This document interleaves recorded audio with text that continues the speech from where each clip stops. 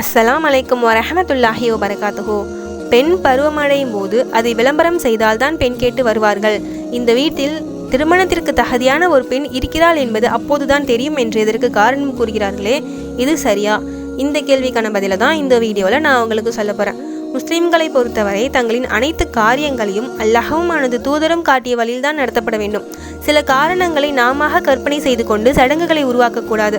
For example, பெண்கள் புகுந்த வீட்டில் சிரமப்படக்கூடாது என்பதற்காகவே வரதட்சணை கொடுக்கிறோம் என்று சொல்வதும், கள்ள சாராயம் குடித்து சாகக்கூடாது என்பதற்காகவே டாஸ்மார்க் கடை திறந்துள்ளோம் என்று சொல்வதும் எல்லா தவறான காரியங்களும் காரணம் கூறப்படுகின்றன. இந்த காரணங்களில் சிறிதும் உண்மை இல்லை.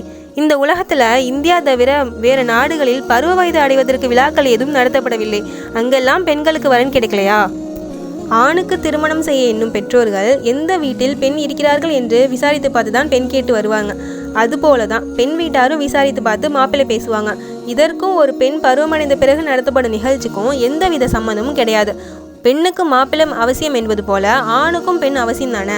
அப்படியானா எங்கள் வீட்டில் வயசுக்கு வந்த ஆண் இருக்கிறான் என்று ஏன் விழா எதுவும் நடத்தலை? கொடுத்த அன்பளிப்பை மொய்யென்ற பெயரில் திரும்ப பெறுவதற்காகவே இது போன்ற விழாக்களை மற்ற மதத்தவர்கள் உருவாக்கினார்கள். கொடுத்த அன்பளிப்பை திரும்ப கேட்கக்கூடாது என்ற கொள்கையுடைய இஸ்லாத்தில் இந்த விழா தேவையற்றது. இன்ஷா அல்லாஹ் இதிலிருந்து தவிர்த்திருக்க எல்லாம் அல்ல அல்லாஹு தாலா நம் அனைவருக்கும் கிருபை செய்வானாக. ஆமீன்.